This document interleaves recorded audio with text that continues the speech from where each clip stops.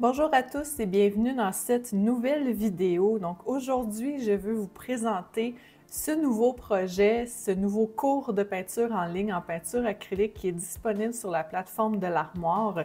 Et j'en profite aussi pour vous donner quelques astuces.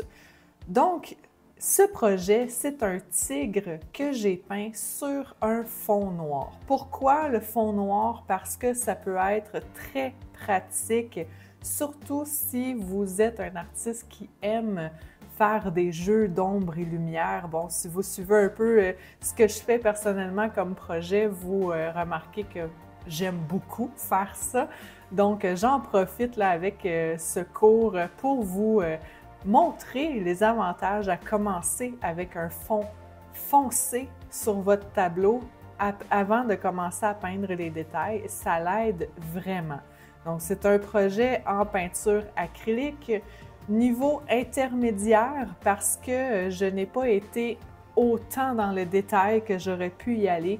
Donc, j'y explique vraiment là, la base de ce qu'il faut savoir pour peindre une belle fourrure. Et après ça, libre à vous d'aller plus détaillé et de rajouter des couches et de peaufiner le tableau. Jusqu'à présent, les élèves qui ont réalisé le cours ont eu de super beaux résultats. Je suis vraiment contente.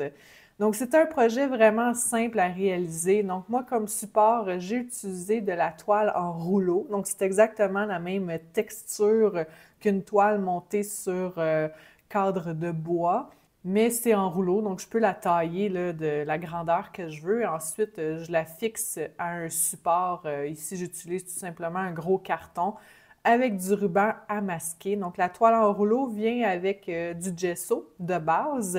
Pas besoin d'en rajouter nécessairement. Et là, je viens faire là, des couches, je pense que j'ai mis 2 couches de noir pour avoir là, une certaine opacité, mais pas parfaitement encore. Ensuite de ça, pour faire le croquis ici, pour se simplifier la tâche et passer tout de suite à ce qu'on aime le plus, c'est-à-dire peindre, on ne se casse pas la tête et on utilise la méthode du calque. Donc, avec le cours, vous avez plusieurs choses qui sont fournies. Vous avez la liste du matériel, vous avez des photos de référence et je vous donne aussi le croquis à tracer que vous pouvez imprimer à l'échelle pour faire le projet de la même grandeur que moi. Donc ici, c'est un 14 pouces par 14 pouces. Et une fois que le croquis est fait, bon là, on commence par une première couche de poils, juste pour un peu structurer notre projet, savoir où est-ce qu'on s'en va. Donc, on place nos couleurs à peu près de poils. On travaille tout de suite la bonne longueur, le bon sens aussi des poils, déjà pour avoir là, une vision d'ensemble du projet. Et bien évidemment, la première chose que je viens détailler, c'est les yeux. Donc, le regard, ce qui donne vie vraiment à l'animal. Donc, ça se fait en plusieurs étapes. Donc, on travaille là, plusieurs couches. Les dernières couches sont plus faites en transparence pour vraiment là, utiliser le glacis pour ajuster les couleurs en peinture acrylique. Et comme vous l'avez peut-être déjà vu dans une autre vidéo, bon, dans le bocal que vous voyez sur ma palette de peinture, ce n'est pas tout simplement de l'eau qu'il y a à l'intérieur, c'est de l'eau, mais dans laquelle j'ai ajouté de l'aide mouillant de Golden. Donc ça, c'est ça qui me sert de médium. Donc mon eau mélangée avec ça, c'est ça que j'utilise pour faire mes glacis. Donc, c'est une texture beaucoup plus liquide que le médium à glacis. Personnellement, j'adore. J'aime vraiment mieux ça. Comment est-ce que ça se travaille sur la toile? L'aide mouillante Golden, qu'est-ce qu'il fait? C'est qu'il aide vraiment la peinture à s'agripper à la toile. Donc, quand vous revenez faire une autre couche de glacis par-dessus, ça ne vient pas enlever la première que vous avez faite. Donc, de frotter la toile avec votre pinceau et de l'eau avec ce médium-là, ça ne vient pas réactiver la couche d'en dessous et ça ne vient pas abîmer ce que vous avez déjà fait. Une fois que le regard est fait, bien là, on commence vraiment à y aller en agrandissant alentour de l'œil, en travaillant section par section la fourrure.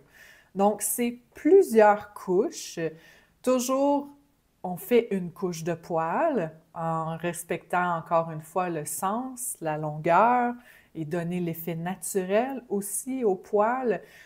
Un coup qu'on a fait une couche de poêle comme ça, avec les glacis, on vient ajuster les zones plus foncées, plus claires, mais on vient aussi ajuster les couleurs. Donc, c'est-à-dire que la teinte que j'utilise pour peindre les poêles, c'est une teinte moyenne. Donc, je regarde ma zone que j'ai à faire.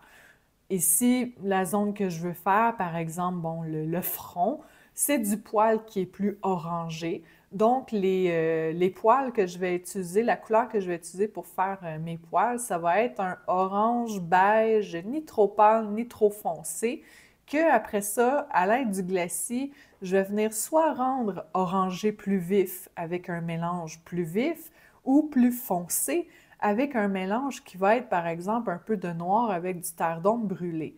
Donc là, j'ajuste mes couleurs. Un coup que c'est fait, j'ai une première couche, j'ai un premier ajustement, je reviens faire une deuxième couche par-dessus celle-ci, encore en utilisant la même couleur, et je répète le même processus, toujours en ajustant de couche en couche. Et vous allez voir, en utilisant cette technique-là, c'est qu'on construit l'épaisseur de la fourrure. Parce qu'une couche, c'est pas suffisant. On comprend que c'est du poil, mais ça donne pas l'effet fourni à la fourrure. Donc, c'est pour ça que je dis, bon, ça, c'est un cours de niveau intermédiaire parce qu'on va pas aussi loin qu'on pourrait aller dans le réalisme en ajoutant des couches supplémentaires. Donc, libre à vous de voir si, après avoir réalisé le cours, vous voulez peaufiner le projet. C'est tout à fait possible. J'aurais pu vraiment continuer. Il faut que je sache m'arrêter à certains projets pour plaire à tous les niveaux d'artistes. Donc, plus on progresse dans les couches, par exemple, rendu à la dernière ou avant-dernière couche, je ne vais pas venir couvrir l'entièreté de ma section avec là, mes petits poils. Donc, les 2, 3 premières couches, oui, je le fais. Là, je m'en viens avec une bonne épaisseur de fourrure. Quand je commence à être satisfaite de l'épaisseur de la fourrure que ça donne, là, je suis rendue ce que j'appelle en période d'ajustement. Donc là, je regarde ma zone et je vois où j'ai à faire des corrections. Est-ce qu'il y a une section que c'est pas assez fourni? Est-ce qu'il y a une section que je devrais éclairer ou foncer? Sauf que là, si je fais juste ajouter du glacis, ça met une couche par-dessus mes poils, donc je perds un peu mes poils. Donc là, on tombe en ajustement. Donc c'est rendu à cette phase-là que oui, je vais venir mettre des poils, pas partout, juste sur les sections que j'ai besoin d'ajuster. Et là, je peux varier ma couleur de poils. Donc, si sur une section, je vois qu'il manque des poils foncés, je ne vais pas recommencer en venant mettre des poils plus clairs et utiliser un glacis pour les foncer et retravailler ça comme ça. Je peux tout de suite venir travailler avec des poils plus foncés. Ça va accélérer le processus. Je vais tout de suite avoir une meilleure vision d'ensemble de ma section, pouvoir prendre du recul, voir si c'est correct, faire quelques ajustements. Et après ça, lorsqu'on prend du recul et qu'on voit, là, OK, ça me plaît, il faut savoir s'arrêter. Ça, c'est un peu un piège là, lorsqu'on peint en peinture réaliste, mais aussi, même si on est plus en figuratif, là, savoir s'arrêter. Il y a des artistes qui ont bien de la misère avec ça et ça peut finir par gâcher un tableau. Et ce qu'il faut que vous vous dites aussi, c'est que lorsque vous terminez une section, même si vous la regardez puis vous dites je pense que j'aurais des petits ajustements à faire, mais c'est pas évident quoi exactement. Mettez ça sur pause, là, vous y touchez plus à cette section-là et continuez les sections autour. Vous allez voir que lorsque vous complétez votre sujet, lorsque vous complétez les sections autour, ça vient vraiment donner une plus grande zone qui est finie, qui est travaillée, et ça va vous donner une meilleure vision de finalement, est-ce que vous aviez vraiment besoin de faire des ajustements ou est-ce que avec les sections à côté que vous n'aviez pas fait, est-ce que là, ça fait vraiment un tout, puis que là, c'est correct? Ou peut-être que oui, vous aviez vraiment des ajustements à faire et que là, en venant peindre les sections qui sont à côté, ça rend évident qu'est-ce qu'il y a à corriger. Donc, parfois, il faut arrêter, mettre ça sur pause, savoir ne pas s'acharner sur une partie, surtout si votre sujet n'est pas complété. Gardez-vous toujours là, un moment à la fin du tableau où est-ce que vraiment là, vous avez travaillé chacune des sections du tableau. Que là, vous prenez du recul et que vous regardez vraiment le tableau dans son entièreté. Est-ce qu'il y a quelque chose qui dérange? Est-ce qu'il y a quelque chose qui ne fonctionne pas quand vous regardez ça? Et là, il ne faut pas nécessairement là, tomber encore là dans un autre piège qui est de tout le temps regarder la photo de référence et d'essayer de faire exactement comme votre photo de référence. Ça, c'est une chose que je dis beaucoup dans les cours de peinture parce qu'on part toujours d'une photo de référence. Mais qui d'autre que vous, en tant qu'artiste, allez faire cette comparaison-là entre votre photo de référence et votre tableau? Personne, parce que les gens ne sauront pas c'est quoi la photo sur laquelle vous êtes basé. À moins, bien sûr, que vous soyez dans le portrait animalier. Là, oui, c'est plus important de porter attention à tous ces petits détails-là parce que vous voulez que votre client reconnaisse son animal. Donc là, c'est important. Mais on s'entend qu'un tigre ressemble à un tigre, même s'il n'a pas le poil long exactement comme on le voit sur la photo, ou le coup de vent dans son poil n'est pas représenté exactement comme on le voit sur la photo de référence, c'est pas grave ça. Ou comme moi je le fais sur ce tableau-ci, moi personnellement, j'aime pas ça, peindre des tigres avec des couleurs orange vif. C'est mes goûts personnels en tant qu'artiste, je rends les couleurs un peu plus désaturé, donc beaucoup plus brun que vraiment orange. Donc, c'est une façon à moi de m'approprier le sujet et libre à vous là, de faire l'inverse. Donc, oui, la photo de référence de ce projet-là, le tigre a le poil beaucoup plus orange qu'on le voit sur le tableau. Donc, vous pouvez décider d'y aller avec des couleurs plus vives. Mais on ne va pas s'acharner à peindre chacun des poils pareil comme la photo pour que chaque élément soit placé. Si en bout de ligne, là, quand vous prenez le recul à la fin, que vous regardez juste votre tableau, que ça ressemble vraiment à un tigre, qu'il est beau, qu'il a une belle fourrure et qu'il n'y a rien qui vous dérange, qui accroche à votre œil, qu'il y a une erreur, qu'il y a quelque chose qui ne fonctionne pas dans son volume, dans comment est-ce que ses yeux sont placés, son nez ou quoi que ce soit. S'il n'y a rien qui dérange, ben votre tableau, il est fini, puis sûrement qu'il va être super beau. Il faut savoir vraiment se décrocher de la photo de référence.